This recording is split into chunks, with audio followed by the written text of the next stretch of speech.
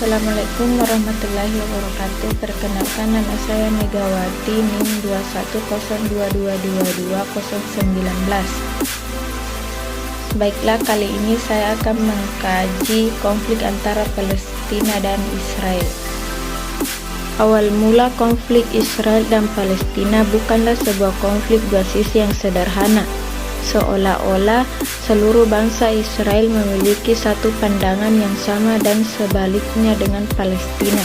Terdapat kelompok-kelompok yang menganjurkan menyingkirkan teritorial komunitas lainnya, dan sebagian menganjurkan solusi dua negara.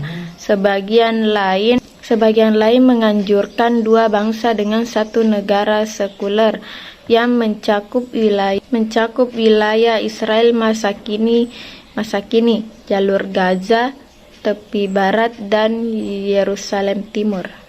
Selanjutnya yaitu konflik yang terjadi antara Israel dan Palestina dimulai sejak pada abad ke-19 pada 2 November 1917.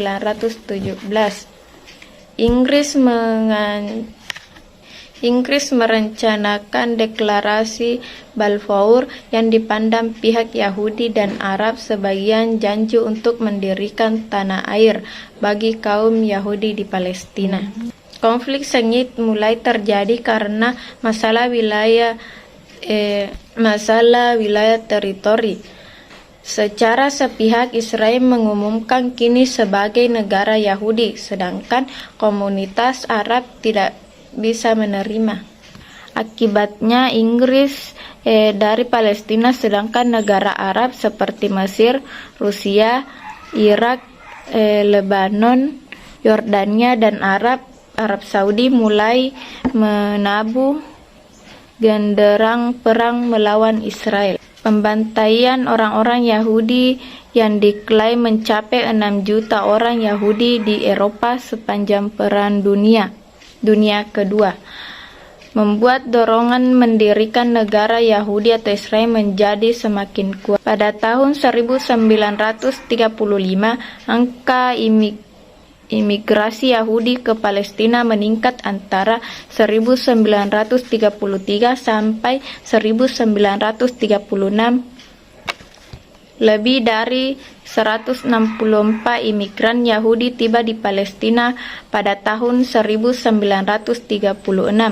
Populasi warga Yahudi mencapai 370 orang, membuat hubungan antara warga Arab dan Yahudi semakin panas. Pada tahun 1936 sampai 1939 terjadilah konflik terbesar dalam sejarah mandat Palestina, yakni Revolusi Arab. Faktor lain pemicu penemuan kiriman senjata dalam jumlah besar. Pelabuhan Jaffa yang ditunjukkan untuk Haganah pasukan paramiliter Yahudi.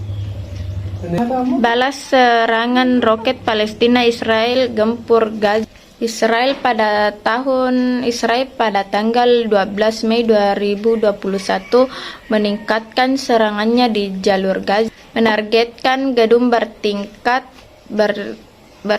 tinggi ketika roket militer Gaza dari Palestina menghujani hampir tanpa henti di beberapa bagian di Israel. Selanjutnya, bangunan berlantai 9 ini adalah apartemen hunian, kantor perusahaan produksi medis, dan klinik gigi. Serangan didahului oleh tembakan roket, peringatan, dan pesawat tidak berawak. Tak lama kemudian jet-jet Israel menghantam gedung itu lagi.